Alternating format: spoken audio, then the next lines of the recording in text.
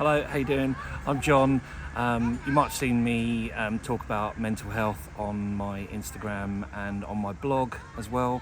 I haven't really spoke about it for quite a long time, mainly because I've been busy with kids, busy with my lovely wife who is holding the camera, and also busy with work.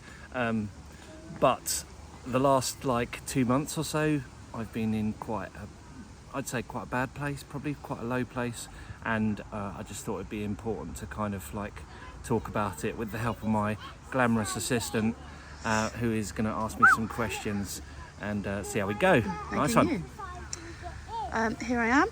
So first question is, what has your work brilliantly added to their private healthcare this year? Yeah, so I work for an amazing company. I work for a company called ANS. And I am a Power Platform consultant there, but they have added, they take mental health, women's mental health very, very seriously.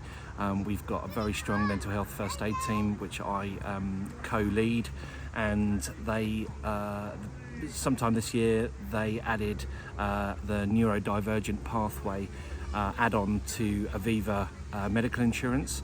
So for those of you not in the UK, there's a few companies in the UK that do private health insurance, mainly they're Aviva and Bupa. There are others, but Aviva is the first one to add this neurodivergent pathway onto their plan, and that means you can get screened and tested for autism, ADHD, and lots of other different neurodivergent issues that you might be experiencing. And if you didn't have that pathway to access, so NHS waiting lists are currently much longer. I think people are looking at about 3-4 years now to get assessed initially. Yeah. What made you apply to get the initial assessment through the healthcare? Well, I'm very proactive in putting this out there, to telling people at work that it's there. I'm members of a couple of groups at work, and I had this conversation with my sister, Ali, who we're all pretty sure that she does have ADHD, but she's not been properly diagnosed. She's in the NHS waiting list. And she said to me, "Oh, do you think you might have that?" And I said, "Well, no, I don't. Not really. I don't think so." And then she listed a few things. And I'm like, maybe. And then I spoke to Katie, my wife, and and then I spoke to a couple of people from work. And one of the things that came up that I found really interesting was about fidgeting, and I'd never really noticed. But if you scan down now, like I'm doing it with my hand on the. And most people have noticed that you were wringing your fingers at the start of the video a lot as well. Yeah, and that's something that once I'd had the pre-screening, and got a positive test for the pre-screening, I then kind of became more aware of all of these things, really. And what happened on Friday? So you've had the initial assessment, and the initial assessment for ADHD, and you had an initial assessment for autism. Yeah. And then they put you through to what? Okay, so the process is pretty good. Aviva work with a company called One Bright, and One Bright then obviously contracts psychiatrists to have conversations where people have positively passed the ASD or autism and ADHD screening tests. And then on Friday I was assessed properly by a psychiatrist. And how long was the assessment? We spoke for an hour, a good hour, yeah. And you had to do quite a lot of paperwork leading up to that as well, right? Yeah, so they send you questionnaires. So you have a questionnaire to fill in for yourself, and you also have what's called an informant questionnaire, which needs to be someone who has known you since before you were 12 for a considerably long period of time. So that was my mum, yeah. And what was the result of Friday's assessment and meeting with the psychiatrist? So Friday's assessment, they measure you on 9 different indicators for hyperactivity and inattentiveness, and I scored 6 out of 9 on hyperactivity and 7 out of 9 on inattentiveness. So the result was? The result was I have ADHD, yes. Yeah, and just I think an important point for me to say, I don't know how you feel about this, but I thought I'd get my view in as well. Yeah. A lot of people see a label as some sort of negative, which I've never really understood, because it can only be a positive, because if you've got it, you've got it, no matter if you label it or not. And if you've got the what people like to call a label, although I don't see why it should be called that, it's only going to be helpful to you, because you can gain the support and access anything that you are open to, or that's available to you, right? Yeah, I mean, I think there's the whole NHS versus private healthcare debate. Yeah. I think a little bit, and it's a bit of a tricky one, because the NHS is an institution in this country. completely overwhelmed. But they're completely overwhelmed, and I know people who have been waiting years for someone I work with actually, who's been waiting years for an assessment, and then the end-to-end process privately took him 3 weeks. And it's insane, isn't it? How quick that is. It's amazing. But I mean, just to make a note as well, you and I, this would never have been on the cards for us if you hadn't had this option. I would have never. It was probably completely in the back of my mind. No. And there's no way we would have afforded private healthcare to look down that route, even if it was something you needed to look into anyway. So just to say that, we're very lucky. How do you feel about the diagnosis of ADHD? So I suppose I think I'm like more aware of stuff that I'm doing, and I've always found it, as you know, and as people maybe people who are watching this for the first time or have seen me for the first time, maybe you don't know, but I'm quite an open book. Well, I think I'm quite an open book.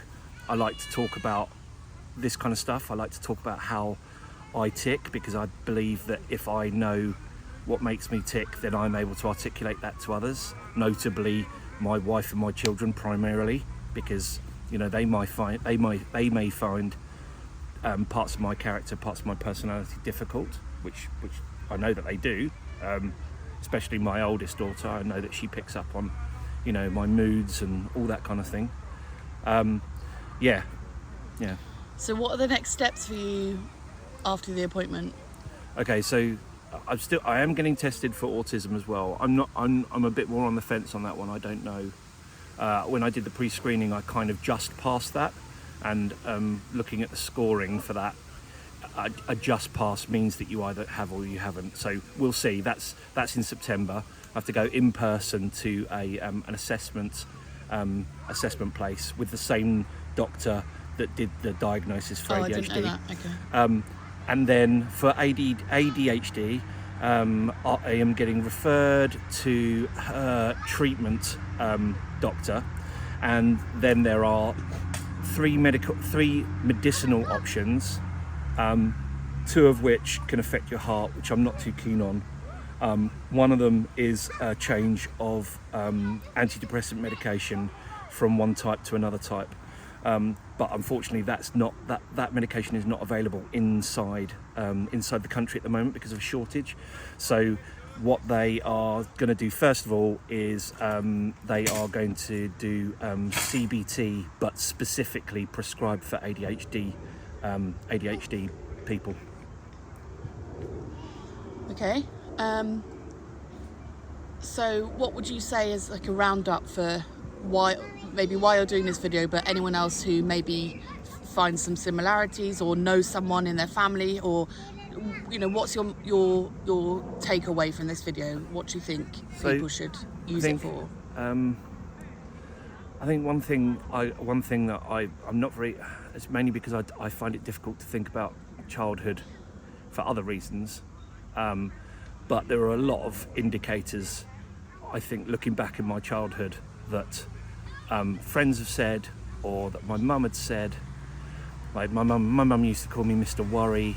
As a kid, I was very black and white morally, like there was no middle ground. There definitely is a bit more of that now. I've spoken to my friend Rick recently, and he reminded me of a time when my surname's Russell, and they used to joke and say, when I'd be like really chatty and like kind of like interrupting people and kind of going off on one, as I call it, although that's not really the best term, and they used to call it Rusty FM. So and they'd say, oh, you need to tune in to understand what he's going on about, because I'd sometimes just talk absolute random stuff. One of the other things that I noticed, especially at work, is the amount of times that I interrupt people, and now that I'm more aware of that, I can make sure that people kind of know that and know that it's just my brain doing that rather than me being rude.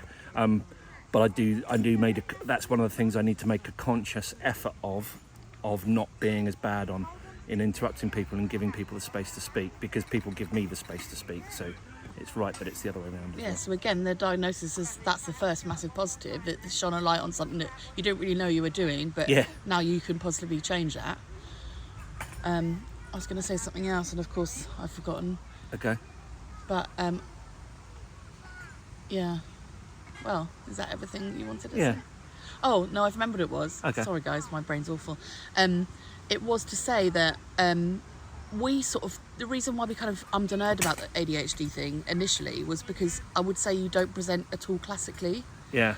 And also because obviously it's a lot later in life, as the psychiatrist actually said to you in the report, you've developed these strategies to cope. Yeah. So you are actually one of the most organised people I know. Yeah. We probably organised to a fault at organised to a fault times. Sometimes, but because we both like to be organised, it suits us and it works for us. Yeah. Whereas actually a real classic red flag, if you like, for ADHD is disorganisation and sometimes to the point of chaos. Yeah. So that's what the psychiatrist said on the phone call.